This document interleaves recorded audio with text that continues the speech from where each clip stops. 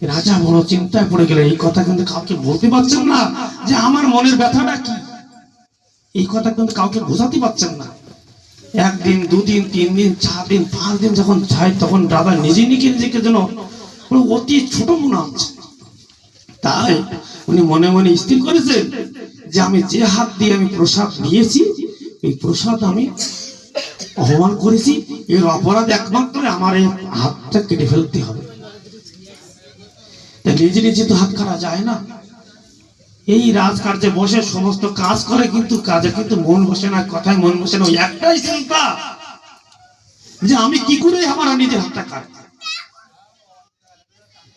উনি কি করলেন, এই দুঃখের কথা কাউকে বোঝাতে পারলেন না। বুঝেছেন কাকে? যে মন্ত্রী, যে প্রধানমন্ত্রী থাকে, ওকে একদিন ডেকেছে, মন্ত্রী আমার কাছে আসো। তো বলছে, রাজামশাই বলেন আমি কি অপরাধ করেছি? না না না, তুমি কোনো অপরাধ করোনি, আমি যে কথা বলছি সেই কথা শোনো। প্রত্যেক দিন আজ 6-7 দিন ধরে আমি এই কামরায় ঘুমাতে পারি না, আমি এই রাস্তায় ঘুমাতে পারছি না। কেন?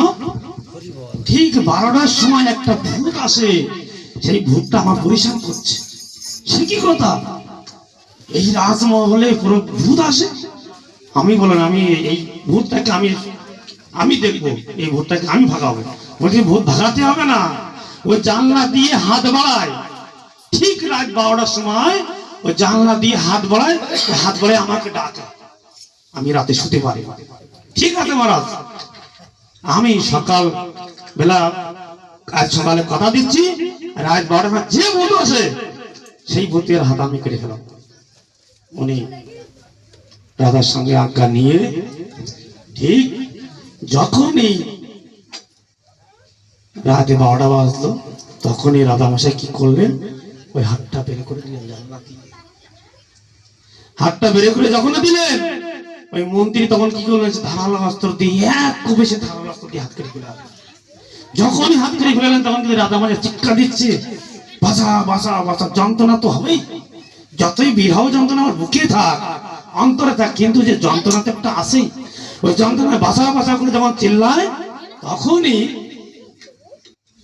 বলছি এটা আমাদের রাজামশাই, যে সর্বনাশ করেছি, জীবনে যে এত বড় করেছি, রাজামশাই হাত কেটে ফেলেছি। এই বলি রাজ, সেই সব রাত 12টার সময় সমস্ত রাজকার্যে যত লোকজন সবাই এক জায়গায় হয়ে গেল। কি ব্যাপার, যে রাজামশাই হাত আছে, মন্ত্রী কেটে ফেলেছি। তো বলছে না, মন্ত্রী কোনো দোষ নাই, এ দোষ হলো কারণ নাই, আমি মন্ত্রীকে বলেছি তাই আমার হাত মন্ত্রী কেটেছে। এখন কি হবে? জগন্নাথ চিন্তিত হলেন, আজ আমার ভক্ত আমার জন্য, এই প্রসাদের জন্য, আমার ভক্ত আমার প্রসাদের মান রাখার জন্য নিজের হাত কেটে ফেলালেন। জগন্নাথ চিন্তা পড়ে গেলেন, এখন কি হবে? এই কলিযুগে যদি সাক্ষাৎ ভগবান থাকেন, একমাত্র জগন্নাথ। জগন্নাথের কথা বলতে গেলে অনেক সময় আরেকদিকে চলে যায়। তখন কি করলেন, সবাই রাজা প্রজারা সবাই পাশাপাশি একসাথে সবাই হলেন যে এই রাত্রের মধ্যে এই হাত কি করা উচিত। ওই জগন্নাথের মন্দিরের সামনে সিদ্ধ বকুল আছে, পাশেই বড় মাঠ আছে, সে জগন্নাথ মন্দিরের নামে ওই মাঠে রাজার হাত সেইখানে ধারণ করা হলো। মানে ধারণ করা মানে কি, ওই সমাধি করা হলো, সেখানটা সমাধি করে সেখানে রাখা হলো। কিছুদিন পরে ওই রাজামশাই প্রাপ্ত হলেন। কিছুদিন পরে ওই হাত থেকে একটা গাছ উদ্ধার হলেন, একটা গাছ প্রস্ফুট হলেন। সেই গাছের নামটা কি যেন আমি ভুলে গেছি। ওই গাছটাকে, ওই গাছটাই যখন হলো, তখন বড় বড় পাতা হলেন।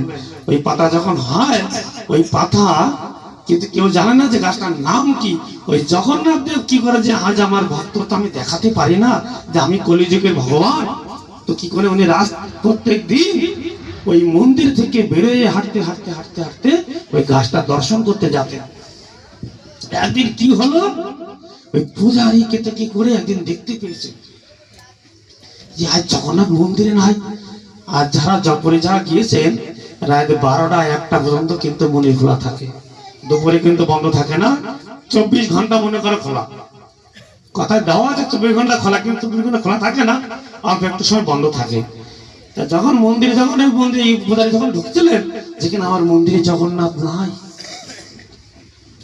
মন্দিরে জগন্নাথ নাই তো বলছে, ভাবছে কি হবে এখন উপায়। আজ মন্দিরে জগন্নাথ নাই, উনি দরজা সঙ্গে সঙ্গে বন্ধ করে দিলেন। বন্ধ করে একা বসে কাঁদতে শুরু করে দিলেন। যখনই কাঁদতে শুরু করে দিলেন, জগন্নাথ চিন্তা করছে আমার ভক্ত যদি আমাকে যদি না পায়, সকালবেলা তাহলে তো আমার নামে তিরস্কার হয়ে যাবে। উনি কি করলেন, ওই ক্ষেত থেকে দৌড়ি ভাগতে ভাগতে চলে আসলেন জগন্নাথ। এসে ঠিক কাঁদতে কাঁদতে পূজারি যখন একটু তান্দার মতো হয়েছে, ওই সময় বলছে ভাগতে ঢুকিয়ে দিই, ওই কাটা পায়ে মাথায় এই জগন্নাথ দাঁড়িয়ে আছে। হঠাৎ করে পূজারি চোখ খুলে দেখে যে প্রভু তো তুমি এই মাত্র ছিলেন না, কোথায় কি ছিলেন? এই মাত্র দেখলাম তো আপনি নাই। বলছে প্রভু, ভক্তের জন্য ভগবান কি না করতে পারে। তাই ওই সেই রাত্রেই পূজারি কি বলে জানেন, ওই পূজারি জগন্নাথের সবকিছু দোহাই দিয়ে সে রাত্রেই কিন্তু আবার সিঙ্গার করলেন আর জিজ্ঞাসা করলেন আপনি কোথায় গিয়েছিলেন। সাক্ষাৎ ভগবানের সাথে জগন্নাথের সাথে পূজারি কিন্তু কথা হয়, আজ সত্য কথা, এ মিথ্যা নয়। যার জন্য ভগবান জগন্নাথ এই প্রসাদের মহিমা দিয়েছেন জগন্নাথ পুরীতে। আজও কিন্তু পুরীতে কিন্তু একাদশী হয় না, ওখানে কিন্তু একাদশী উদযাপন হয় না, একাদশী ব্রত করেন না। বর্তমান সময়ে যারা ইসকনের মতে যারা আছেন, ইসকন মত করেছেন, তারাই কিন্তু করে। কিন্তু জগন্নাথের ভক্ত যারা আছেন, উড়িয়াবাসী, উড়িষ্যাবাসী, পুরীবাসী কিন্তু একাদশী করেন না। যখনই জগন্নাথকে জিজ্ঞাসা করলেন প্রভু আপনি কোথায় গিয়েছিলেন, আপনি কোথায় গিয়ে সত্যি কথা বলে না, এই কথা শুনো না, শুনলে তোমরা বড় কষ্ট পাবে। বলছে না, বলতে হবে। তখনই কিন্তু এই পুনরায় এই কথা বললো যে ওই আগের যুগে পুরুষোত্তম রাজা এই পুরো কথা বললেন। যখনই এই কথা শুনলেন তখনই সেই মাত্রই ওই পূজারী দেখলেন যে ফেরেশতাকে বলেছিলেন সেই জায়গায় সেই গাছ পরিপুষ্ট হয়ে রয়েছে। ওই গাছের পাতা কিন্তু আজও ওই জগন্নাথ দেবের পাশেই ওই যে পাত্রে ভোগ লাগায় ওর তলায় কিন্তু সেই পাতাগুলো এখনো দেয়, গাছের পাতা। তোরা কি চুরি করতেছেন নাকি?